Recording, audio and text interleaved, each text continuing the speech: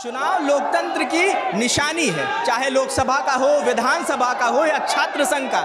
अगर आप मेरे नीचे देखेंगे तो जमीन स्टिकर से, पैम्पलेट से पटी हुई है। आसपास का नज़ारा देखेंगे तो दीवारों पे पोस्टर लगे हुए हैं, बैनर लगे हुए हैं।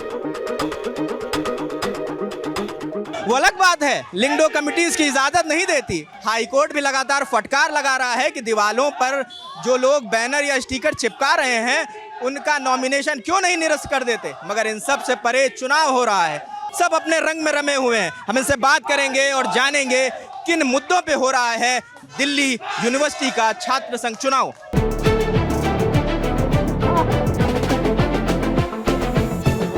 नहीं, शुरुआत में तो पीआर टीम थी बहुत बढ़िया, काम आप एक करिए लेकिन पीआर उसको 1000 बता सकते। सामने एक ऐसी शक्ति है जिनको नारी सताओ यूनियन ऑफ इंडिया के नाम से आज पूरे हिंदुस्तान में जाना जाता है। और इस बार नफरतों की होगी हार। 5534 जो हमारा बैलेट नंबर है। प्रॉब्लम सुनने से ज़्यादा इनका फोकस इस पे रहता है कि आप कितनी महंगी गाड़ी लेके यहाँ पे आ रहे हो। पैसा कहाँ से आ रहा है यार, मतलब इतना बड़ा काफिला, बिल्कुल सड़कें पाट दी आप लोगों ने यार पैम्पलेट से। अगर नजर मारेंगे सब में आपको स्पेलिंग मिस्टेक मिलेगी। लूप होल के जो पैसे की सीमा है ना, उससे ऊपर खर्च नहीं किया है। थिंक एलजीबीटी कम्युनिटी के बारे में तो कोई बात ही नहीं करता है। अगर उनसे कोई सवाल भी पूछ लो तो उनके चेहरे पे एक अजीब सी स्माइल आ जाती है। अगर एक एलजीबीटी मेंबर का रेप हो जाता है तो कहाँ जाएगा, उसके पास कोई राइट्स नहीं है। सलोनी चंद्रवंशी इसको सपोर्ट कर रही हैं? बिल्कुल एबीवीपी को सपोर्ट कर रही हूँ मैं। क्या कारण है? क्योंकि मैंने ये देखा है एबीवीपी के ही लोग हैं जो स्टूडेंट्स के बीच रहकर 24/7 स्टूडेंट्स के लिए काम करते हैं। यही दावा एनएसयूआई भी कर रहा है। देखिए वो लोग बरसाती मेंढक है जो सिर्फ चुनाव के वक्त आते हैं। अगर मैं बात करूं तो आज से 2 महीने पहले मैंने नहीं सुना था कि एनएसयूआई क्या है, उनके प्रेसिडेंट का नाम क्या है। अब 2 महीने पहले आते हैं, सर पे मटका लेके चल लेते हैं, खुद को मटका मैन कह लेते हैं और अपने आप को एक छात्र नेता बता देते हैं। मेरा नाम याज्ञवल्क है, मैं अखिल भारतीय विद्यार्थी परिषद का राष्ट्रीय महामंत्री हूँ। और आज जिस प्रकार से दिल्ली विश्वविद्यालय में डूसू के माध्यम से आप एक उत्सव देख रहे हैं, इस उत्सव के पीछे गत कई वर्षों से जो एबीवीपी की तपस्या है, लगातार हम डूसू के अंदर में जीत करके आ रहे हैं और डूसू के माध्यम से लगातार छात्रों के लिए हर प्रकार का प्लेटफॉर्म प्रोवाइड कर रहे हैं। उसका परिणाम है कि आज दिल्ली यूनिवर्सिटी के अंदर में एक उत्सव दिखाई दे रहा है। और सामने एक ऐसी शक्ति है जिनको नारी सताओ यूनियन ऑफ इंडिया के नाम से आज पूरे हिंदुस्तान में जाना जाता है। इसलिए आज एबीवीपी के प्रति छात्रों का विश्वास कायम है और यह भरोसा और मजबूत हुआ है। चुनाव की इंटेंसिटी इस बात से अंदाजा लगा लीजिए कि नेशनल सेक्रेटरी भी यहाँ पे मौजूद हैं, वहाँ पे भी नारे लग रहे हैं एनएसयूआई की तरफ से। आइए उनसे भी समझ लेते हैं उनके क्या मुद्दे। जी क्या नाम है? जी मेरा नाम मसूद रजा खान है। इसकी तरफ से और हम लोग एनएसयूआई की तरफ से यहाँ कैंपेन करने आए हुए हैं। आप यहाँ स्टूडेंट हैं? हम जेएनयू के स्टूडेंट हैं। अच्छा, जेएनयू से यहाँ प्रचार करने आए? प्रचार करने अपने पार्टी के जिताने के लिए। और इस बार नफरतों की होगी हार। 5534 जो हमारा बैलेट नंबर है। विरोधियों की होगी अपरंपार हार। Ballot number 534। किन मुद्दों पे होगा चुनाव? देखिए मुद्दा यही है, ये देखिए हमारा मैनिफेस्टो। जिस तरह से पीजी वाले यहाँ पे आसपास में रहते हैं और धांधली करते हैं, बिहार, उत्तर प्रदेश, राजस्थान छात्र जो भी यहाँ आते हैं पढ़ने के लिए, जब वो लोग पीजी के लिए आते हैं तो उन लोगों को कहा जाता है कि 10,000 महीना लगेगा, 12,000 महीना लगेगा। बाहर से लोग अलाउ नहीं है, मेस बिल अलग से देना पड़ता है उन लोगों को बिजली बिल अलग से देनी पड़ती है। तो हमारा मुद्दा है कि सभी को हॉस्टल मिले। हमारा मुद्दा है, ये सरकार 12 साल से वीक सरकार है। लगातार इस सरकार के शासनकाल में पेपर लीक की समस्याएं आती हैं। जो छात्र 5-5 साल तैयारी करता है और जो वो पेपर देने आता है तो 2 घंटे बाद पता चलता है। आपका यहाँ पे छात्र संघ अध्यक्ष बन जाएगा तो पेपर लीक की दिक्कत नहीं होगी? हमारा जब यहाँ छात्र संघ अध्यक्ष होगा तो सबसे पहले हम शिक्षा मंत्री जी के पास डिमांड लेके जाएंगे कि सभी छात्रों के लिए जो यहाँ SC ST OBC छात्र है उन सब के लिए रिजर्वेशन दिया जाए। तो शिक्षा मंत्री के पास तो अभी भी आप जा सकते हैं, उसके लिए अध्यक्ष पद की जरूरत तो नहीं है? नहीं, अभी भी हम जा रहे हैं, लेकिन जब हम एक डेजिग्नेशन के साथ जाएंगे तब हमारे पास छात्रों की DU के 2 लाख छात्रों की ताकत रहेगी और हम छात्रों छात्रों की आवाज़ बनकर जाएंगे। अभी जाते हैं तो वो लोग हमें रिस्पॉन्स नहीं दे रहे हैं, जबकि हम लोग छात्रों के हित के लिए शुरू से लड़ते आए हैं और आखिर तक लड़ेंगे। धन्यवाद। एक सवाल ये वाजिब है कि अगर हम पिछले कुछ इलेक्शंस का रिजल्ट देखें तो हर बार एबीवीपी 3 सीटों पे जीत रही है, एनएसयूआई 1 पे जीत रही है, तो इसमें क्या कुछ फिक्सेशन है क्या कि हम 3 लेंगे आप 1 लेंगे? नहीं, कुल मिलाकर के बहुत कम वोट से पिछली बार 1 सीट एबीवीपी लूज की थी। इस बार पूरी एबीवीपी का प्रयास और जिस प्रकार से छात्रों का विश्वास है, एबीवीपी 4-0 से एनएसयूआई की सफाया कर देगी। दिल्ली विश्वविद्यालय में अब एनएसयूआई इतिहास के पन्नों में दिखेगी। कभी एक स्टूडेंट ऑर्गेनाइजेशन यहाँ चुनाव लड़ता था। तो नहीं लगता कि 2014 या उससे पहले भी जितने भी अध्यक्ष जीते हैं एबीवीपी के, किसी को भी इलेक्शन का कोई टिकट नहीं मिला, ना विधानसभा में, ना कोई ऐसी पोजीशन है या पार्टी के अंदर या सेंट्रल एग्जीक्यूटिव में? ऐसा नहीं लगता आपको ऐसा कुछ हो रहा है? क्योंकि कई लोगों के बयान है, कई अध्यक्षों के बयान है अभी जब इलेक्शन हो रहा था कि भाई मोदी जी जब से कमान मोदी जी ने संभाली है तब से इलेक्शन और पॉलिटिक्स बहुत टफ हो गई है। एबीवीपी को छोड़ के कोई बीजेपी में जाता है तो उसे 0 से शुरुआत करनी पड़ती है। ये आरोप कितने सत्य? देखिए, एबीवीपी से कोई जाता नहीं है, आने और जाने की प्रक्रिया है। ABVP non political student organisation. हमारा काम है देशभक्त कार्यकर्ताओं का निर्माण करने, जो भारत भक्ति को लेकर के भारत के संपूर्ण विकास के लिए, विकसित भारत के लिए और स्वावलंबी और स्वाभिमानी भारत के निर्माण के लिए काम करे। इसलिए हम कार्यकर्ता का निर्माण करते हैं, व्यक्ति के माध्यम से राष्ट्र निर्माण करते हैं। मोदी जी जब से आए हैं तब से जो सपने पूरा देश देखता था, आज वो सपने साकार हो रहे हैं। दुनिया के अंदर में भारत का डंका बज रहा है। इसलिए सवाल प्लेसमेंट के लिए नहीं है, एबीवीपी प्लेसमेंट के लिए एजेंसी नहीं है, एबीवीपी व्यक्ति निर्माण की पाठशाला है और हमें भरोसा है। और आज जिस प्रकार से एबीवीपी कार्यकर्ता निकल रहे, चाहे डूसू के प्रेसिडेंट हो, अलग अलग हिस्सों में जाकर के समाज जीवन के अंदर में समाज के प्रत्येक व्यक्ति की बेहतरी के लिए काम कर रहे हैं। और कार्यकर्ता जिस प्रकार से समाज के अंदर में एक राष्ट्रभक्ति, समाज जागरण की भावना को लेकर काम कर रहा है, मुझे लगता है वही उसके जीवन की सक्सेस है। एबीवीपी के कार्यकर्ता, डूसू प्रेसिडेंट कोई एनएसयूआई के कैंडिडेट नहीं है कि कांग्रेस में जगह लेने के लिए डूसू में लड़ते हैं। हम रामजस थे, रामजस से कुछ दूरी पे ही ये जगह है और ये जो पेड़ है इसे विजडम ट्री कहते हैं, इन्होंने बताया है। इसको क्यों विजडम ट्री कहते हैं? इसको विजडम ट्री कहने की, वैसे तो विजडम स्पीशी होती है ट्री की, लेकिन सीएलसी के अंदर आप ये मान लीजिए कि यहाँ पे बैठने वाले को विजडम मिल जाता है। शायद आज वापस जाते जाते आज आपको भी थोड़ा विजडम का स्वाद मिलेगा। चलिए बात चुनाव की भी कर लेते हैं। डूसू इलेक्शन चल रहा है और 27 तारीख मतलब एक दिन छोड़ के इलेक्शन की वोटिंग होनी है। आज आखिरी दिन है प्रचार का। हम जानने निकले हैं कि लोगों का रुझान क्या है, दिल्ली यूनिवर्सिटी के चुनाव के रंग क्या है। हम अलग अलग रंगों से रूबरू कराएंगे आपको, हम भी होंगे, आपको भी कराएंगे। उसी क्रम में आपने नाम नहीं बताया। मेरा नाम शशांक यादव। शशांक, क्या लगता है कि डूसू इलेक्शन किस तरफ जा रहा है? देखिए, डूसू इलेक्शन में जब शुरुआत की थी रौनक खत्री जी ने, तो उस टाइम पे उनका काफ़ी अच्छा था। मतलब मेरे ख्याल से शायद उनकी पीआर टीम बहुत बढ़िया थी इंस्टाग्राम पे। पीआर टीम काम नहीं बढ़िया था? नहीं, शुरुआत में तो पीआर टीम थी बहुत बढ़िया। काम आप एक करिए लेकिन पीआर उसको 1000 बता सकती है। आखिरकार कुल मिला के चुनाव है तो इसी चीज़ का। शोबाजी एक वन ऑफ द एलिमेंट रहता ही रहता है अनडाउटेडली, लेकिन उसमें भी एक ये चीज़ रही कि रौनक खत्री का विद टाइम बहुत बढ़िया चलता रहा। लॉ कैंपस के अंदर, यहाँ पे सीएलसी के अंदर अनडाउटेडली लोग चाहते हैं कि रौनक खत्री आए।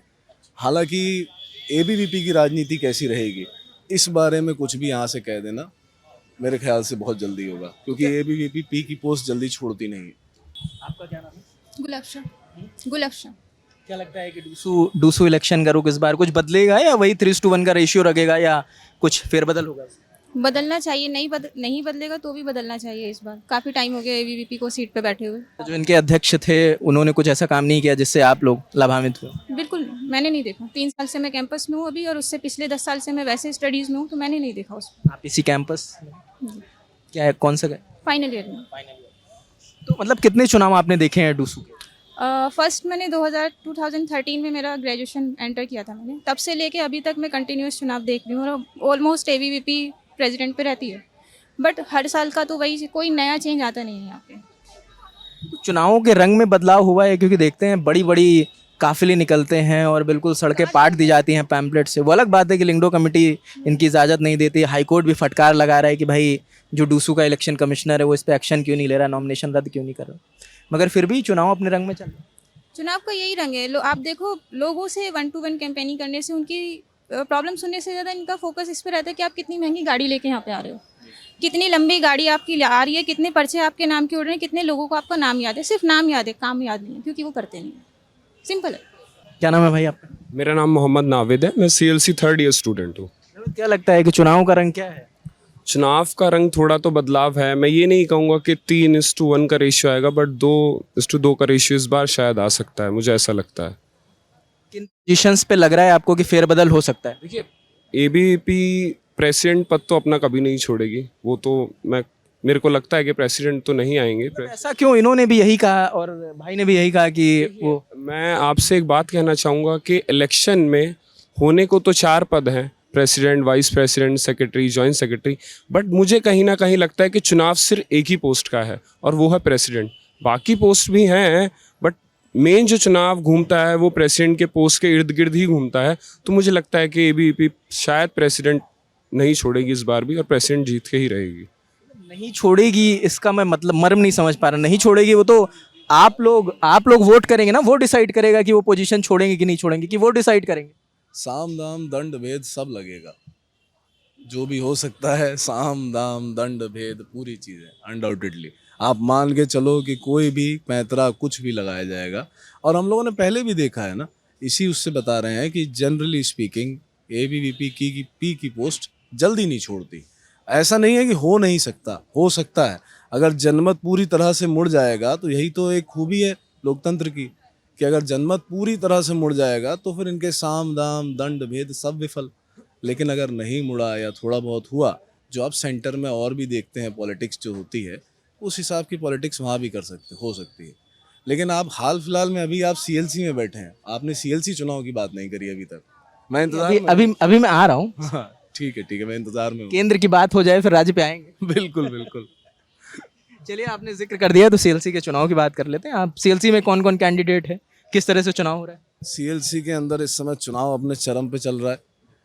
P की पोस्ट पे इस समय 5 से 6 कैंडिडेट हैं। P मतलब प्रेसिडेंट? हाँ, प्रेसिडेंट, P मतलब प्रेसिडेंट, जिसमें एक ईश कुमार वर्मा, एक अंकित सिहाग, एक उज्जवल कांत पांडे, एक आपके आशुतोष पांडे, निकिता जायसवाल और उदय यादव। इन सभी लोगों में जो एक बात है जो एक कैंडिडेट को अलग कर रही है ईश कुमार वर्मा की, वो सिर्फ ये है कि उस इकलौते कैंडिडेट में आपको उसकी टीम में सभी प्रकार के लोग मिल जाएंगे। उसमें कास्ट, क्रीड, धर्म से परे मिलते हैं। बाकी जितने भी अभी ग्रुप्स हैं, जितने भी लोग जो कैंडिडेट्स हैं, उन सब के पीछे कोई स्पेसिफिक लॉबी ज़रूर लगी हुई है। जैसे एक लॉबी बड़ी चीज़ होती है, यहाँ के चुनाव में भी वो सो कॉल्ड बाबा एक चीज़ मायने रखती है। मठाधीशी चल रही है। हाँ, मठाधीशी इलाहाबाद यूनिवर्सिटी से उठ के CLC में भी आ चुकी है। क्या नाम है? करणवीर।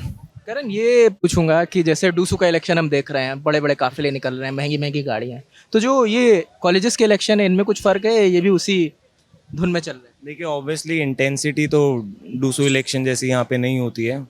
वहाँ पे उनका लिमिट, उनका बजट ज़्यादा है compare to college election. But हाँ, उस चीज़ का फ़र्क कहीं ना कहीं, क्योंकि आज के टाइम में सारे जेनजीज हैं, एवरीवन लाइक्स शोइंग ऑफ, तो ये एक फैक्टर रहता है। कॉलेज इलेक्शन में भी डूसू में थोड़ा इंटेंसली रहता है। उसके अंदर एक स्टेज अप जाता है कि जहाँ पे रोज़ गाड़ियाँ हायर करके नई नई गाड़ियाँ लाई जाती है, रेंट पे, डेली रेंट पे गाड़ियाँ लाई जाती हैं। पैसा कहाँ से आ रहा है यार? मतलब इतना बड़ा चुनाव है क्या यार? विधायकों वाला चुनाव हो रहा है, विधायकी भी बिल्कुल फीका चुनाव है उसका। इतना बड़ा काफिला, बिल्कुल सड़कें पाट दी आप लोगों ने यार पैम्पलेट से। ऐसा कहाँ से पैसा आ रहा है इतना? ये देखिए, यहाँ पे टिकट लेने वाले मोस्टली पॉलिटिकल एफिलिएशन वाले हैं सब, जो या तो एक्टिव रहे हैं उस ऑर्गेनाइजेशन में बहुत लंबे टाइम से, या फिर जिनके parents they have a strong hold. तो पैसे का तो आई डोंट थिंक यहाँ पे एक फैक्टर रहता है। Everyone is ready, willing, because यहाँ से एक नेशनल पॉलिटिक्स का उनके लिए एक डोर ओपन हो जाता है। एक सवाल ये भी है कि जैसे देखा जाए कि दो ही वर्ग के लोगों को चुनाव में लड़ाया जाता है, या तो वो जाट वर्ग से होता है या गुज्जर वर्ग से। ऐसा मतलब हवा में है, सच क्या है वो आप बता सकते हैं? ऐसा ट्रेंड, ऐसा रहा है ट्रेंड पहले कि जाट और गुजर, क्योंकि यहाँ की पॉलिटिक्स कहीं ना कहीं हरियाणा और दिल्ली की पॉलिटिक्स से प्रभावित रहती है। लेकिन ये ट्रेंड भी इस बार टूटा है, क्योंकि इस बार एक जाट लॉबी है, एक गुजर लॉबी है, एक यादव लॉबी है, और साथ में ABVP की तरफ से 2 उम्मीदवार हैं। हालांकि उनमें से एक अपने आप को संघ का बताते हैं, पूर्वांचल का भी बताते हैं, लेकिन चाहते वो भी हैं कि उन्हें ABVP का वोट मिले।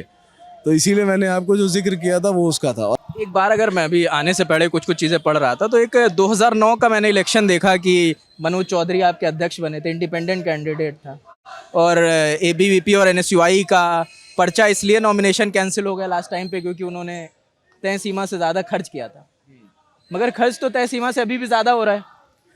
देखिए खर्च मेरे ख्याल से आप यहाँ जितने भी पोस्टर देखेंगे ना, अगर नज़र मारेंगे सब में आपको स्पेलिंग मिस्टेक मिलेगी। ये भी है, अकाउंटेबिलिटी नहीं रहती है। पोस्टर भी ध्यान से देखना होगा हम लोग को। सबके नाम गलत है, कोई भी ऐसा नाम नहीं होगा जो एग्जैक्टली वही हो जो उनके आधार कार्ड में है। इसका रीज़न क्या है? लूप होल, ताकि हमने जो आपके जो पैसे की सीमा है ना उससे ऊपर खर्च नहीं किया है, ये बात क्लियर रखने के लिए जो पोस्टर छपवाए जाते हैं, बैनर छपवाए जाते हैं, उसमें छोटी मोटी स्पेलिंग मिस्टेक रखते हैं कि बाद में ये हो कि हाँ ये तो हम है ही नहीं। हाँ, मतलब यही एक चीज़ रखने के लिए, हालांकि कोई बहुत बड़ी चीज़ नहीं है, लेकिन ये एक ऐसा लूप होल है शायद जो दोनों तरफ से माना जा चुका है। सरकार पकड़ लेती होगी, इतनी तो ना समझ नहीं है सरकार हमारी। ना समझी, या फिर ये कह लीजिए कि जब उनके भी शागिर्दों के लोग चुनाव लड़ रहे हैं तो फिर क्यों पकड़ेंगे किसी एक को? आखिर लो सही कह रहा है क्या लॉ कॉलेज में बैठे कानून अंधा होता है, यहाँ पे लॉ इस प्रत्यक्ष किम प्रमाणम। बिल्कुल, आप फैक्ट्स प्रूव कर सकते हैं तो ठीक है, अदरवाइज नहीं। तो वो प्रूव ही नहीं कर, वहाँ पे प्रूव कर देंगे कि हमारा नाम ही नहीं है, तो वो अकाउंटेबिलिटी उनकी रहेगी नहीं, and they can spend as much as they want. ऐसे भी आरोप लगते हैं इलेक्शन में कि महज सिर्फ एडमिशन ले लेते हैं लोग, कॉलेज आते नहीं और सिर्फ चुनाव के लिए एडमिशन लिए जाते हैं। ये कोई सत्यता है या खाली हवा में बात चलती रहती है? पूरी सत्यता है, सिर्फ चुनाव लड़ने वालों का नहीं, चुनाव लड़वाने वाले भी ये करते हैं। मैंने देखा कई लोग तो अलग अलग यूनिवर्सिटी से आए, कोई राजस्थान से आया, कोई हरियाणा से आया चुनाव लड़वाने, कोई कहीं से आया। हाँ देखिए, भीड़ है, बाहर की बुलानी पड़ती है। जनतंत्र जब भीड़ तंत्र में बदल जाता है तो आप इन चीज़ों की अपेक्षा कर सकते मेरा नाम उदय सिंह भदौरिया है। उदय, आप पहली बार इलेक्शन देख रहे हैं यहाँ पे, कितने साल हो गए? मेरी दूसरी बार है, मैं सेकंड ईयर स्टूडेंट हूँ CLC से, और मैं यहाँ पे काफ़ी एक्टिव हूँ सोसाइटीज़ में, बाकी चीज़ों में। यहाँ पे मैंने एक चीज़ देखी, मैं लास्ट ईयर आया था, तो लास्ट ईयर मेरा एक्सपीरियंस क्या था, मैं बहुत ज़्यादा एक्साइटेड था इलेक्शंस को लेके, बहुत सारे स्टूडेंट लीडर्स ने अलग अलग चीज़ें बोली करने के लिए। लेकिन इस साल मैंने एक चीज़ रियलाइज़ की कि मुद्दे कभी बदलते नहीं हैं, विच मीन्स कि यहाँ पे कोई प्रोग्रेस हो ही नहीं रहा है। इस साल भी आके वो वही बोलते हैं कि हम आपको पानी, साफ़ पीने का पानी नहीं है कॉलेज में, हम आपको पानी प्रोवाइड कराएंगे, सैनिटाइजेशन होगा, क्लीनलीनेस होगी, सिक्योरिटी इशूज़, CCTV इशूज़। तो प्रॉब्लम ये है कि हर साल वही मुद्दे आते हैं। कोई भी यूनियन आता है, मैं ये नहीं कहना चाहूँगा कोई काम नहीं करता, वो अपना ट्राई करते हैं कुछ लोग, लेकिन वो कभी भी कंप्लीट कमिटमेंट नहीं होता उस चीज़ को लेके। इस साल भी सेम इश्यूज़ हैं, बेसिक कम्युनिटीज़ को एज अ मुद्दा बना के यहाँ पे प्रेजेंट किया जा रहा है, जबकि हर यूनियन का काम है यहाँ पे बेसिक कम्युनिटीज़ प्रोवाइड कराना। पानी, सैनिटाइजेशन, ये मस्ट है, स्टूडेंट यूनियन का काम ही है प्रोवाइड कराना। कोई भी यूनियन आके यहाँ पे आपको इंटर्नशिप ड्राइव्स हो गई, इसके अलावा ये सब चीज़ों के ल्यूक्रेटिव ऑफर्स देती है कि आइए हम आपको ये दिलवा देते हैं, और वो सिर्फ इलेक्शन तक ही रहता है। इलेक्शन के बाद किसी का अप्रोच नहीं रहता कि कोई थोड़ा एकेडमिकली इंक्लाइंड बनाए। CLC की हेरिटेज थी एकेडमिकली इंक्लाइंड होने के लिए, इतने सारे चीफ जस्टिस, अरुण जेटली साहब, सब लोग यहाँ से निकले हैं। तो प्रॉब्लम यहाँ परसिस्ट करती है कि कोई भी इलेक्शन के बाद ना वो एकेडमिक्स की बात नहीं करता। ये बताओ ना कि ये सच है क्या? क्या पानी की व्यवस्था नहीं है जो इतना बड़ा उसको मुद्दा बना रहे हैं कि आपका एक कैंडिडेट मटका मैन उसे कह रहे हैं, वो पानी के लिए लड़ाई लड़ रहे हैं, वो कोर्ट जा रहे हैं पानी के लिए? क्या सच में लोगों को पानी नहीं मिलता यहाँ पे जो स्टूडेंट्स पढ़ते हैं? पानी की इतनी बड़ी दिक्कत है दिल्ली के अंदर? भैया पानी का इशू है, ऐसा नहीं है। पानी प्रोवाइड करा भी देते हैं तो उसका pH लेवल बहुत ख़राब होता है।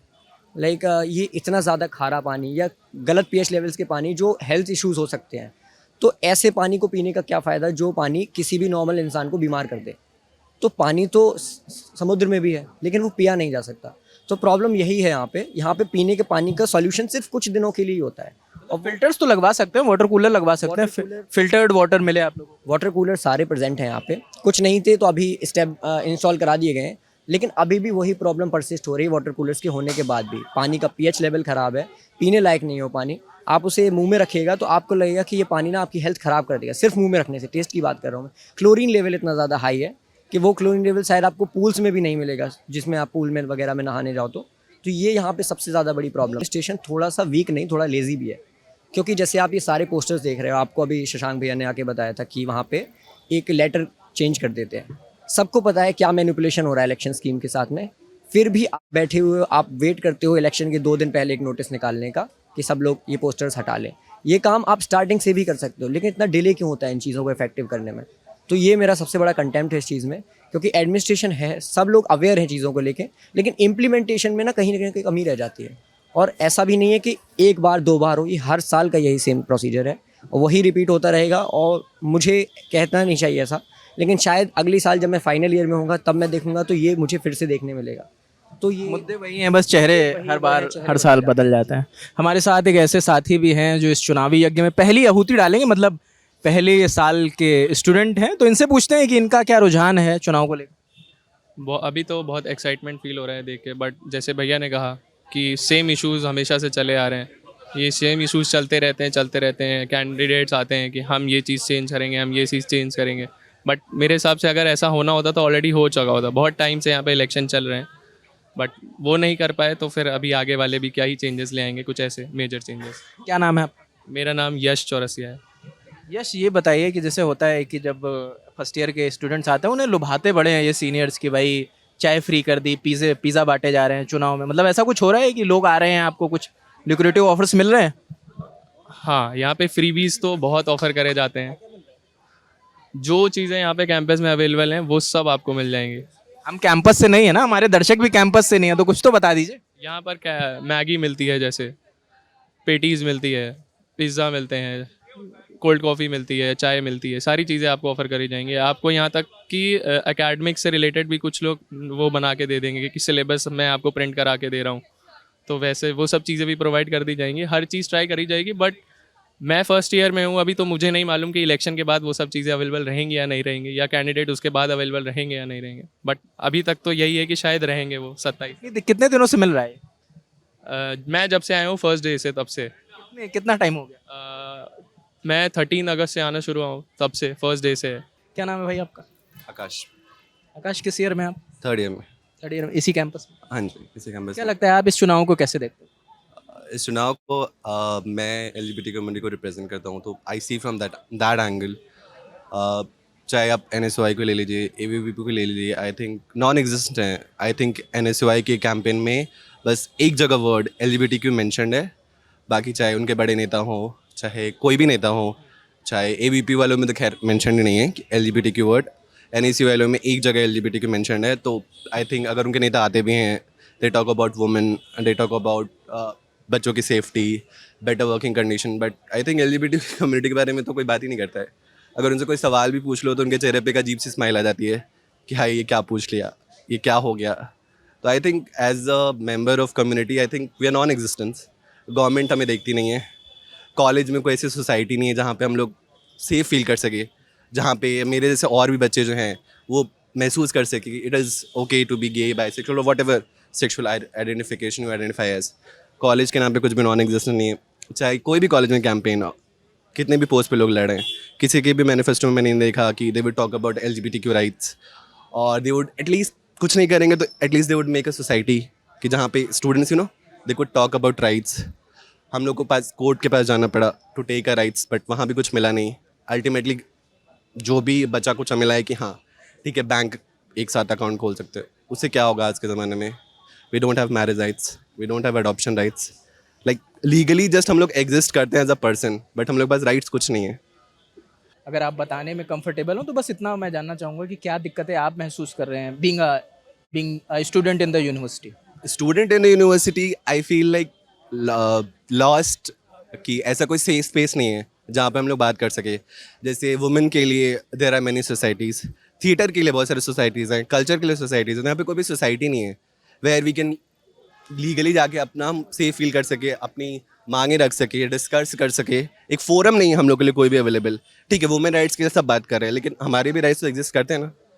आर्टिकल 19, आर्टिकल 21 सारे राइट्स हमको भी मिले हुए हैं, तो हमारे लिए भी तो कुछ होना चाहिए। एक सेफ फोरम ही एटलीस्ट हो जहाँ पे हम लोग बात कर सके जाके, एक सोसाइटी हो जो कि हम लोग को लीगली रिप्रेजेंट कर सके। और कैंपस में इट्स वेरी कॉमन, आप किसी भी गे बाइसेक्सुअल बंदों से पूछ लीजिए, heckling, name calling, sexual harassment, everyone has gone through, even I have gone through. So it is like a very common phenomenon जो कि सब सारे LGBTQ मेंबर हर लाइफ में जाते ही जाते हैं। It's like you cannot exist without it. कभी आपको किसी ने परेशान किया या आपके साथ ऐसा हुआ? Everyone. क्या हुआ था? I have been sexually harassed in my school. I have been name called in my school. I have been name called in the college. So I think everyone has gone through. I can only speak about myself. So sexual harassment is very very common. It's like existent everywhere in the community. So I think, और for the biggest, अगर कोई आप ये सोचिए ना कि अगर एक LGBTQ मेंबर का रेप हो जाता है तो कहाँ जाएगा? उसके पास कोई राइट्स नहीं है ना, और मेन के लिए कोई रेप का सेक्शन एग्जिस्ट नहीं करता है कि वो जाके रेप का कंप्लेन फाइल कर सके. सेक्सुअल हरासमेंट को कंप्लेन नहीं है. ऑफिस में आपका सेक्सुअल हरासमेंट हो जाता है, उसके लिए कोई सेक्शन नहीं है. तो पूरी तरह से कहीं भी हम लोग के पास सिक्योरिटी नहीं है. जो कमिटियां बनी हुई हैं, जो सिक्योरिटी काउंसिल्स बनते हैं, उनमें जब आपने कभी शिकायत करी, आपको उनसे क्या रिस्पांस मिला? ऐसा कभी प्रकरण पड़ा? सर एज अ इंटर्न मैंने बहुत सारे केसेस देखे हैं, एज अ लॉयर भी. ठीक है, अभी तक ये था कि 377 था तो अननेचुरल सेक्सुअल ऑफेंस का लगा सकते थे, अब तो वो भी चला गया. तो मोस्ट ऑफ द टाइम पहली बात तो इतना अवेयरनेस नहीं है लोगों के बीच में कि लोग कंप्लेन ही नहीं फाइल करते हैं, और लोग पुलिस स्टेशन तक पहुंचते भी हैं तो उनको वापस भेज दिया जाता है कि सर अब किसके अंदर कंप्लेन फाइल करें, बताओ. आपके साथ अभी या आपके जानने में किसी के साथ ऐसा हुआ कि कोई कंप्लेन लेकर गया हो हैरेसमेंट की और पुलिस ने वापस कर दिया हो, ऐसा कोई इंसिडेंट? बिल्कुल sir. I was working with my lawyer. He was like a top businessman. He was there in Goa. He was partying and was literally raped. And our legal advice was, sir, most ज़्यादा आप क्या कर सकते हो? कुछ complain एक file कर सकते हो हरासमेंट का, उससे ज़्यादा कुछ है नहीं आपके खिलाफ करने के लिए. As a lawyer, we are also helpless. There is nothing we can do about it. The only thing is government can do. They can provide us rights. At least make rape gender neutral. Being a lawyer आप petition क्यों नहीं डालते? आप इसके लिए file है. The supreme court का यही कहना है कि there are limitation what a court can do. It is part on the executive की ये जॉब है एक्चुअली करना. Court is helpless. अभी पिटीशन तो फाइल हुई थी सुप्रियो वाले केस में, Supriyo versus union of India, recent petition है अभी. उसमें क्या डिसीजन आया? कुछ नहीं आया, जस्ट गवर्नमेंट के ऊपर डाल दिया कि गवर्नमेंट आप करो. अभी कोई डिमांड आपकी अगर आप कहना चाहें, लोग देख रहे हैं? Give us legal marriage and adoption rights. That's the very basic and human thing to do. Give us protection from being raped. Make rape gender neutral. अगर मेरा रेप होता है मैं किसके पास जाऊँ, क्या बोलूँ? So please make rape gender neutral. Give us marriage and adoption rights. Basic ये 3 डिमांड है. ये as a forget about being a member of LGBT community. As a human, I deserve these rights under section 19 and 21. बिल्कुल, और उम्मीद है कि जिनको सुनना चाहिए वो भी लोग सुनेंगे और वो लोग भी सुनेंगे जिनके लिए ज़रूरी है, और ये सभी को सुनना चाहिए. ये मुद्दा इतना ज़रूरी है और लोगों का कहना है कि मुद्दे वही हैं, चेहरे बदल रहे हैं. हम विजडम ट्री के नीचे बैठे हैं, हमने लोगों से बात की, कुछ इनसे विजडम प्राप्त की, कुछ ट्री से प्राप्त की. बाकी हमारे चैनल से जुड़े रहिए, हमारी कवरेज देखते रहिए. मेरा नाम रजत है, देखते रहिए द लल्लन टॉप. शुक्रिया.